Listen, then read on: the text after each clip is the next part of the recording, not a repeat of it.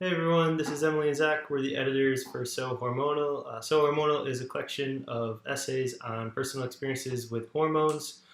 We have over 30 different stories on everything from problems with periods to transitioning to steroid use, bodybuilding, all kinds of things. There's something in there for everyone. Tonight is the first night of our virtual launch, and we're really excited to be with you.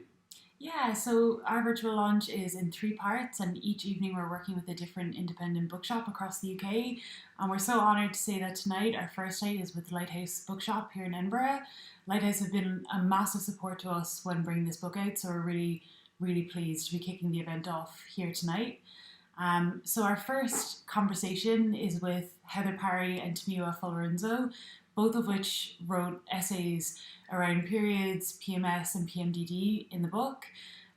So the title for this evening's event is So Hormonal, Women's Rage and Mood Swings, and we really hope you enjoy the conversation as much as we did.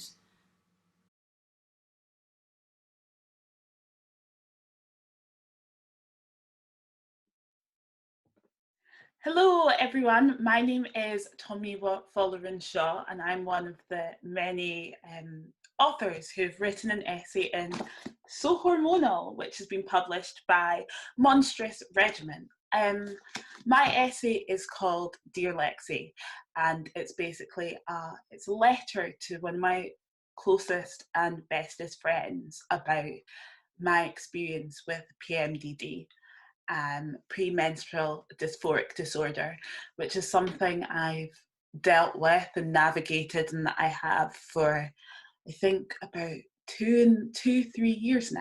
And writing this essay was so cathartic and emotional because it kind of stemmed from this day Lexi and I had in Chicago, or this evening, and it just explains why I was the way I was and how I'm navigating my PMDD and how ultimately I don't want it, and what scares me the most about it is how it affects my relationships and my friendships and the things that are most important to me and that I need all the time, but especially during these times.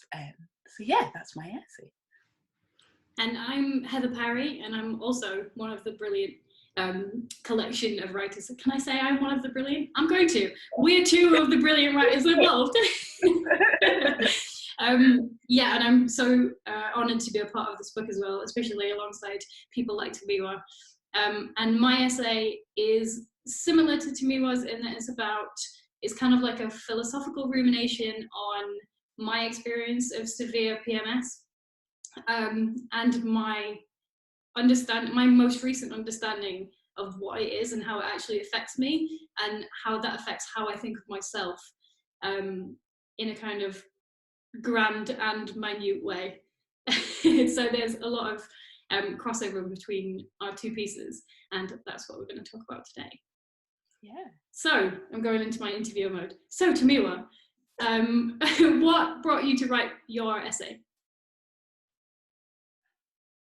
Well, I think I wanted to write about it, especially because one, I think among Black communities, it's something that I think it's so rare to see like another Black woman or another Black person talking about like hormones or periods or like anything to do with their bodies in that sense. It's rare. It happens and it exists, but especially in a kind of space like this. So that was one reason it was important to me. But also, I think my PMDD was something I have so many notes on my phone about it from times I've been struggling and times I've just been like thinking about it. And it was something that I hadn't written about at all.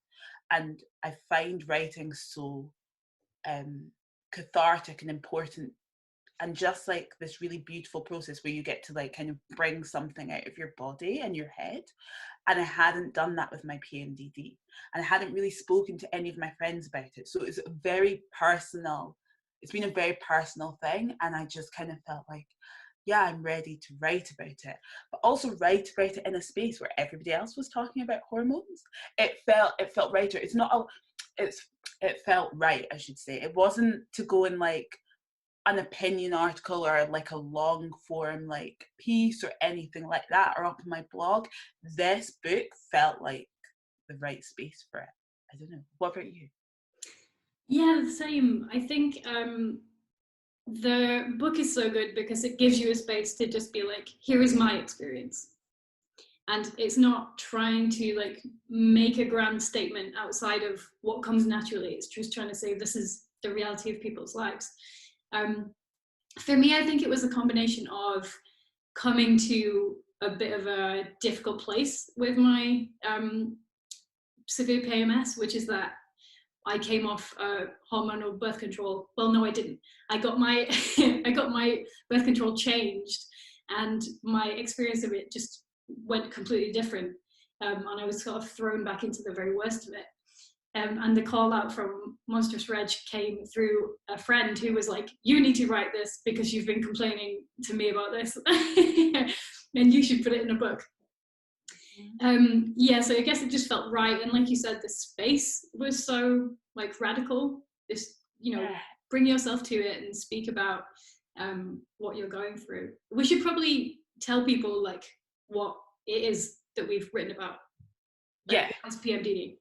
Yeah. Okay, so PMDD is premenstrual dysphoric disorder, and I feel like I should know like the proper medical definition for it, but it's basically, they basically categorize it as something, it's severe PMS, but it has to disrupt your life to classify as PMDD. So be that like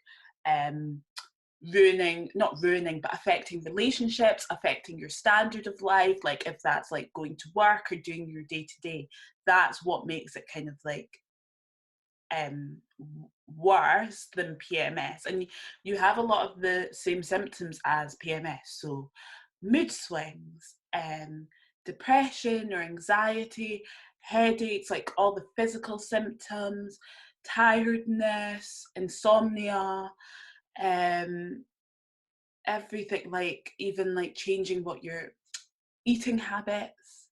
I feel like I've covered everything. So it's just like everything like that, but just on a whole other level. So I think for me, and I kind of talk about this in my essay, the way it manifests the worst is in mood swings and anxiety. Those are the two that I really find it hard to have a handle on, and were kind of the ones that made me realize, no, something is not right here. Like, yeah, the physical symptoms are challenging, but I've managed to put things in place that make them easier. But yeah, it's the mood swings and anxiety that really disrupt my life. Yeah. It's the same for me actually, and so I've never like had a diagnosis of PMDD because I've never really sought one out. It seems like it's the kind of thing you have to go to a doctor and say, I think I have this, because in so many ways women's difficulties around their hormonal reactions are just like, well, everyone gets it, and you just are taught to grow up thinking that, well, it's normal that I feel like this. Yeah. And I'm sure there's a racial aspect to that as well, whereas like white women might be taken a bit more seriously than black women because of the medical hierarchies in place. But for me reading your essay, so many things clicked into place for me. I developed anxiety in my late 20s, whereas I really didn't have that before. And the mood swings were a thing I've had for basically since I was 13 years old. But I thought, my essay is called What If I'm Not Just a Massive Bitch? Because I thought, wow, at some point I just turned kind of full of rage. My mum, in fact, said to me one day, Heather, you used to be so lovely. And we take it as this like hilarious thing in my family. But I was like, well, I think probably I was. And then I wasn't anymore. But yeah, a thing that stuck in my head from your piece was the bit about going and buying things for a meal, and it just being like random scraps of a meal, because I used to drive to Asda and buy a whole roast chicken and a bag of cherry scones. Like, yeah, what's going on? And then you get annoyed at yourself, right? And you go home and you're like, why have I done this? What was I thinking? And then like, I start crying over like my Sainsbury's shop, and that's the dysphoria. And I think that I don't know about you, but that's what I find hard. It's like trying to bring yourself back from those spaces, and almost like not being able to do that, and you're just like, yeah, you're standing in that aisle, or you're crying about something, you're upset about something, and you know maybe you're a bit irrational or like triggered, or and I don't want to say an overreaction because it is how you feel, but it's almost an overreaction to how I would act at another point in the month, and you just can't bring yourself back from it because your head is just like, and that's the dysphoria. And you feel like it's not you. That was the thing for me. I thought that as a teenager I had just been like very intensely hormonal and mood swingy in a teenage way, and it was coming to like, what would I have been, 29, and being thrown into that person again, and I was like, wait, I've not just regressed like 16 years of my life. And for me there's like a very intense memory of like last September, so September 2019, and I was about to go on holiday to Italy. It was a good time, and I was just having a day where I was on my own at home working, and I was overreacting, is a really good way to put it, overreacting from what your normal reaction would be. I was just like, I was so angry, I was shaking, and like things were just getting inside of me so much and like eating away at me. Yeah. And I got so mad. Like it's like you're so angry you almost want to cry, but about almost nothing. And then I went and did a workout, I went and lifted some weights, and it wasn't like the physical symptom of it wasn't going away. And I had to like destroy the washing the washing thing in my spare room. And then you look down and you think, what have I done? This is like a child's reaction. Yeah. And you almost can't think of even who you were 15 minutes before. It's like, and like my friends will say this, there's so many things about me, but like I'm not rash, and I'm not mad. And I almost hate using that word to talk about like a hormonal imbalance in my body. That is who I am. Like mad just seem, but you do just like, you're just like, how did we get here? Like, how did I get here? Like, am I? And I don't know, is there a sense of like almost like embarrassment of like, this is so, like you said, a child's reaction. I almost don't want to I'm embarrassed to share that with anybody. Yeah, even saying that to you, I was like, my God, I kicked in the drying rack in my spare room. I'm, in my 30s. This is ridiculous. But that's the difficult thing, isn't it? It's your removal from who you think you are, or who you know you are. Yeah. And for me as well, my anxiety manifests in seeing a completely different person when I look in the mirror at 2 points in my cycle. Do you get this as well? Yeah. It's like I've never like, when I think I wrote this, like, you see, and it'll be like, you'll read it in someone's writing and it'll be like, I looked in the mirror and I couldn't even recognize myself, and like I'll roll my eyes at that, and then I'm like, I'm actually looking in a mirror and I don't recognize myself. That is terrifying, to not know who I am at that point, and to not know how to make yourself who you are. And it's interesting, like you said, about you go and do a workout, you lift some weights, you do the things that usually would make you kind of like feel better or like ease some kind of tension, but no, it's like you have to go and kick something to make yourself, and that's when you know, like, this isn't normal, or this isn't right, or this isn't something I should be dealing with every day. Yeah, no, I think you're right. And it's such a fine line deciding what's normal and what's not normal. And navigating the way that people want to help you in that way as well, I find really difficult. Like, what happens to me if I'm not on like hormonal birth control is that I basically have like a 10-day period where I can't sleep prior to getting my period.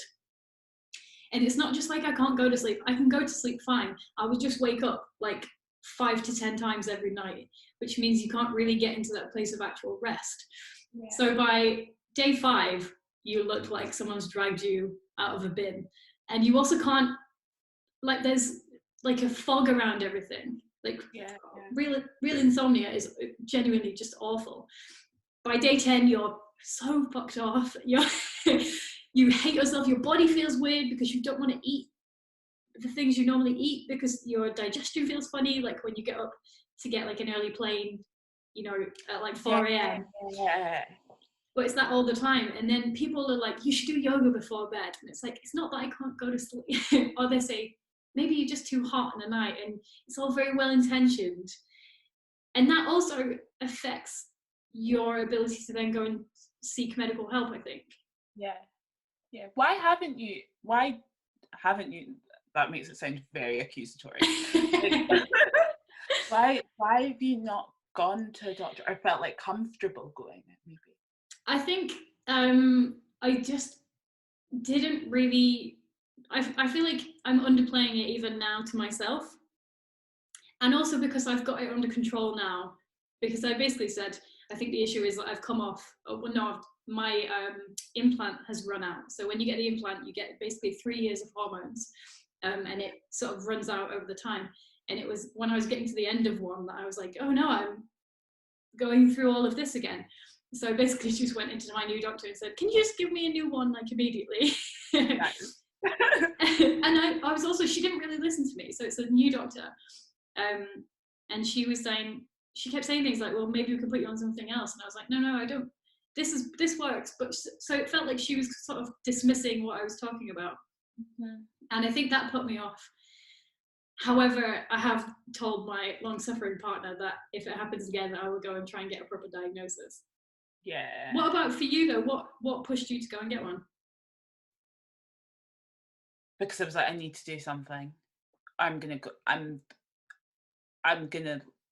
lose my mind. And I felt like, and I didn't write about it a lot in my essay, but my mum and I had some like killer arguments, and I was like, no, I just can't do this. I cannot let it affect her. But also me as well. It was just stuff like not being able to, almost losing a week, like 5 days of work, you know, like, or whatever it was, or just like not being able to function. I was like, no, I cannot do this for my standard of life. And I think as well, because I'd worked so hard, but I'd also done a lot of things to look after my mental health and to be in a place where I actually didn't feel that my anxiety was under control. I wasn't depressed anymore. And I was like, now something else has come along. I'm not going to let this happen. So I went to the doctors and they offered me like hormonal contraception and then Prozac, I think. And we kind of tried it. Didn't really work for me and then a year later, like 9 months later, I went back with my mum again to the doctors and she just gave me the same option. And I mean, I just like walked out crying. I was like, I'm not coming back here and I wasn't even angry at her. I was angry at her, but I'm just angry at everything because it's like, you just don't have a good enough, you don't have a good enough like cure or medication or like support for this. And I felt like to almost help my PMDD, I would have to sacrifice something else, and I wasn't willing to do that. Like, I didn't want to be on hormonal contraception because I was really worried it would make me more anxious or depressed like it had in the past, and all these things. So I was just like, well, I'm just not coming back here. Yeah. And then did you go to someone else in the end? No, I joined some like sites and was like, I'm just gonna have to try and sort this out on my own, because you've given me the options that just don't that won't work for me. Like I can't work, and I've tried some and I've not tried others, and it's not going to work. And so it was like anger at the doctor, but just general anger at like not enough research being done about hormones and about like, yeah. It's wild how you have to become your own kind of like data center. Like, I don't know if I downloaded one of those apps where you can like plot how you feel on all the different days. And I think it's the one people use when they're trying to get pregnant. But I was like, no, I just need a calendar. And with the little icons that are like, you feel sick, you feel tired, blah, blah, blah. And being able to go in there and say like, this is how bad I feel all of the time.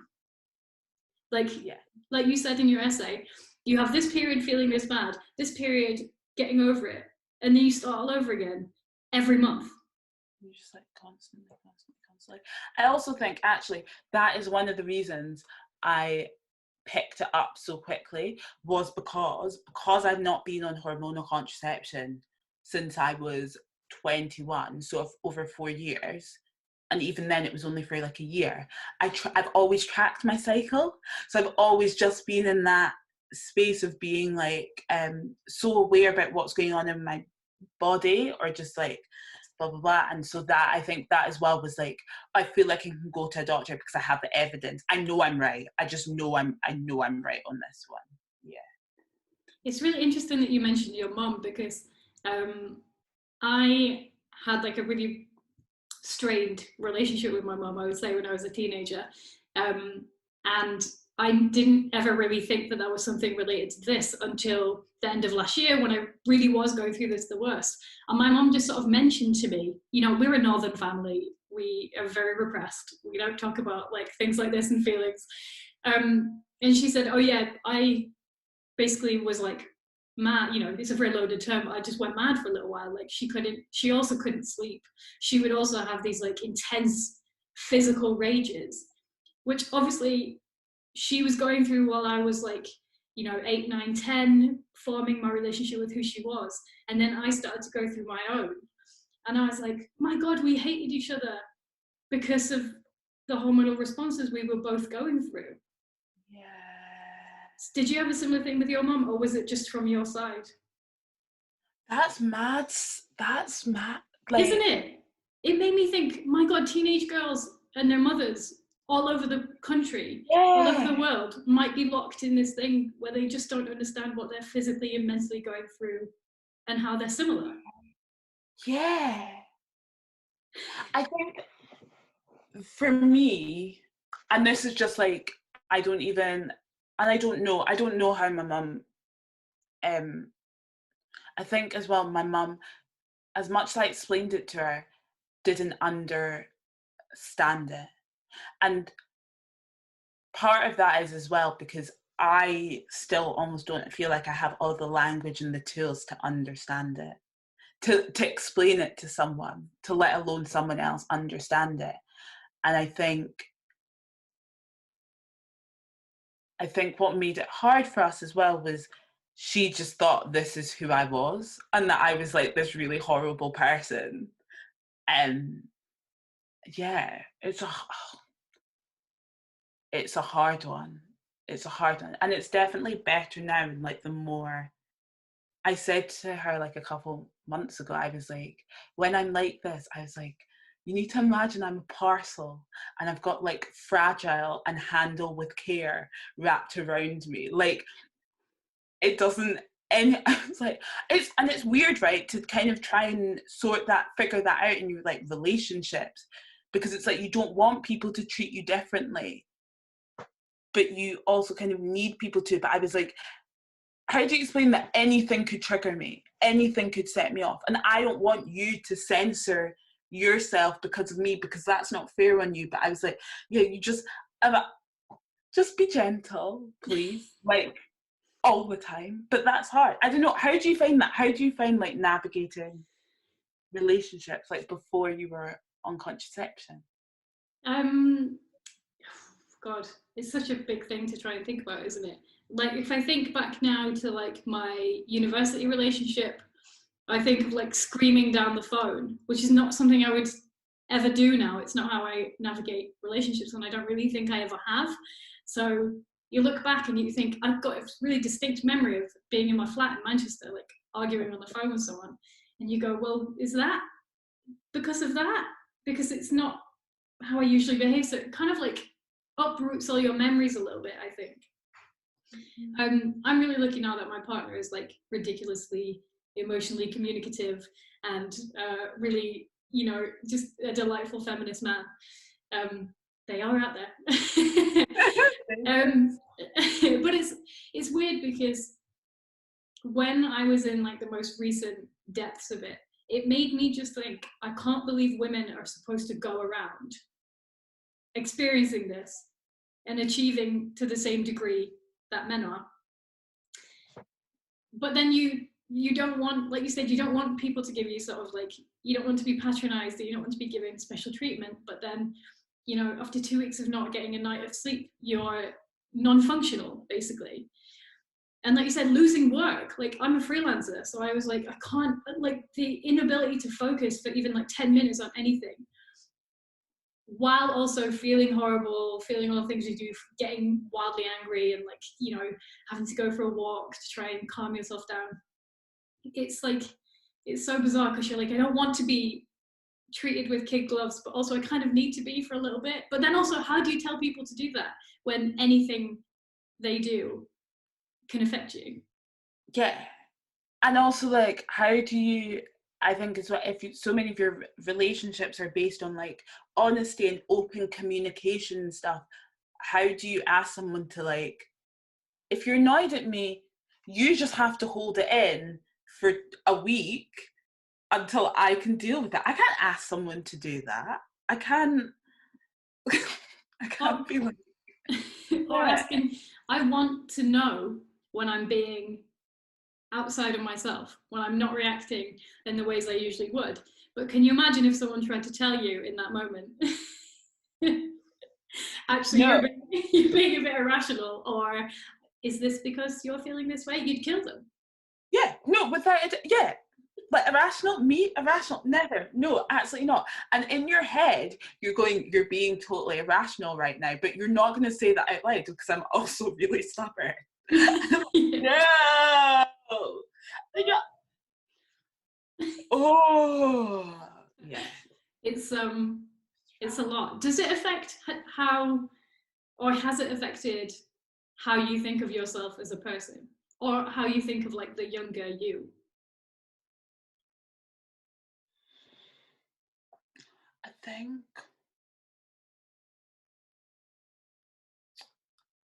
my younger self, no, because I really think my PMDD was, I don't know if like like anxiety and depression masked it, or it genuinely just like didn't, it wasn't like in me in that same way that it is now. I think there was definitely at times at the beginning, and this is how even now that I know like my PMD's starting, is because I'm overly critical of like other people. So I'll even like see something on Instagram and I'll be like, oh, they're disgusting, oh, they're ridiculous, like such an inner bitchy voice, like that, like, yeah, like what, yeah, that inner bitchy voice. And that inner bitchy voice, like, on myself.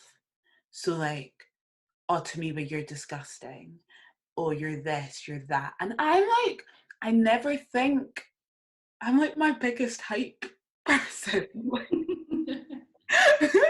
I feel like I need to say this to note, because this is how I knew that something wasn't quite right, because it was behaviour that was so different to me, like so like far from what, like how I usually navigate life, like, and I'd be like, no, you're disgusting, oh, you're rubbish at this, you're awful at this, oh, you were ridiculous in this situation, just stuff like that, like really kind of like a little bit anxious, but like, yeah, just hypercritical of myself. And I'd never been like that before, and I think that was weird. I know you talk about like, yeah, your identity and your sense of self in your essay. It's so funny, isn't it? Because like you're the first person I've actually spoke to who has like gone through a similar thing to me. So everything you say, I'm like, oh god, yeah, it's that as well. Like I am really outgoing, but I developed social anxiety like in my late 20s, which was partly because of a relationship as well. But I think now probably more to do with this. And like you're saying, it's like intrusive thoughts, isn't it? And my social anxiety was a lot sort of as a result of these almost intrusive thoughts that are like, I can't believe anyone has to look at you.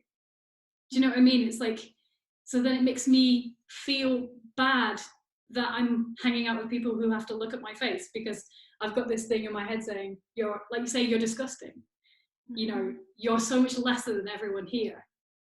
And it's really interesting what you say as well about being hypercritical. I'm sure people who know me would perhaps say that I am the same. And I guess that's just pushing that out, isn't it?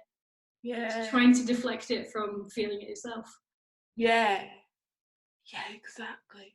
The social anxiety is interesting because I don't have it. And like one of my best friends growing up has social anxiety, and I never really quite got it. And then I remember standing in a sandwich shop and being at the front of the queue, and these like 8 people behind me. This was obviously like pre-COVID times when you could get more than 2 people in a shop, and just like freaking out. Like, because I was like, I don't want anybody to hear me order. I don't want to ask, but I also don't want to leave because I'm at the front of the queue. And if anybody sees me leave, that's going to like attract attention. And so kind of just like very stressfully ordered a sandwich that I didn't even want. And then kind of was just, and that's when I was like, because that was, usually I'd just go in and be like, yeah, I want this and like this and what's this, and like not caring and like, yeah. It's weird. It's like a constant revelatory experience, isn't it? Right.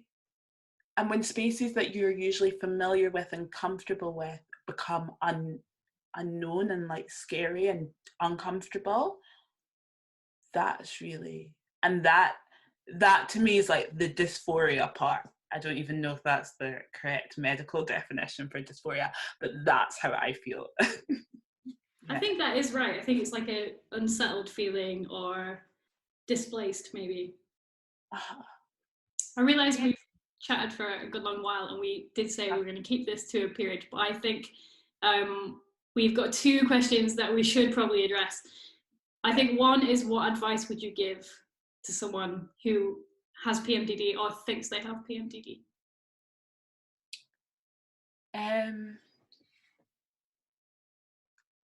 I'd say like write it down, or like record it in a way that works for you, just because as well I think that, well, it's not even to take to like a medical professional or anything like that, but I think almost for your own peace of mind, just to know that you're not crazy is quite nice. And then I think just be really kind to yourself. Be as kind to yourself as you can. And just go easy on yourself. And that's really easy for me to say right now when I'm like not PMDDing. But yeah, just go easy on yourself. Like, and yeah, and just, yeah, I don't know. What would you say? I think I would probably say, when you go to a doctor, take someone else with you so you don't underplay your experience and they don't get to ignore what you're saying as well, which probably says a lot about the medical system. But also, yeah, be really compassionate. Be really compassionate to yourself. Like, the best advice anyone ever gave me about like my weird, like intrusive little thoughts are, would you ever say that about anyone else? Would you ever judge anyone in the way that you think people judge you? And they don't, and you shouldn't either. Mm-hmm. Yeah. And that is hard to do, like you say, when you're in the throes of the worst of it. But yeah, be kind to yourself. Yeah, for sure. That's what my counsellor said to me. And like, I went to see a counsellor about my PMDD, but almost didn't do anything to do with my PMDD, because that's just what counselling can be like. But that was one of the things like I took away from that space, was like, yeah, just, would you speak to your best friend like this? Would you speak to someone you love and care about like this? No. But I think sometimes PMDD makes you hate your body, and that is part of the reason you speak to it so poorly. I think you don't like it, you don't care about it, and you're angry with it. We should probably say as well, is there an essay in the book that you found like stood out to you most? Oh, I don't know, you go first. I'll have another. I'm gonna hold it up as well because I love it. I was so amazed that every single essay is so brilliant in this book, which is like a testament to how it's been put together and all the people involved. But for me, I think Hidden Ink Child's essay on their experience of endometriosis as a trans man and how they've had to negotiate the medical system in a body that in so many ways refutes what people think a person looks like who has endometriosis. It was so poignant, and so it was like a real learning experience when you actually get to listen to someone's detailed experience of this kind of thing. It's the kind of essay that I think everyone should probably read, including a lot of people who I won't mention, but we all know who I'm talking about. What about you? I would say Rihanna Walcott's Banana Leaf Poultices. I've definitely not said that word right. But Black British Attitudes to Healthcare and Medication. Just because, one, I think Rihanna writes so well anyway, but especially, particularly in the wake of COVID and the pandemic, but generally, to hear someone talk or to write and to break apart the different barriers to healthcare that are both like, I suppose, like external and like in society, but also in like our homes and our communities that we need to talk about, is so important to like reflect on. And also reflect on, I think, even being the difference between healthcare in like Scotland and England, and how to navigate that, and how I navigate that as someone with like a fair amount of privilege, or even just like the fact that I've been a member of the same doctor's surgery basically since I was born. So entering those spaces, like, and yeah, I'm really thinking about healthcare and how is it really healthcare for all, or just for some as well. So yeah, I'd agree with that. It's a brilliant piece, I think. Yeah. Well, that's us. Thank you for talking with me about this, and thank you for writing your essay as well. It was really important for me. Yeah, no, thank you as well, Heather. It's so nice to speak to someone who gets it, and like you can explain but also don't need to explain, and yeah, and just know that it's obviously different in all of us, but you're not completely alone. We can have each other on speed dial for next time. I'm crazy. I hate everyone. We've bought cherry scones again. What's going on? Yeah. Okay, we'll have to do that. Cool. All right, thanks so much, Tomiwa. Thank you, Heather. Bye.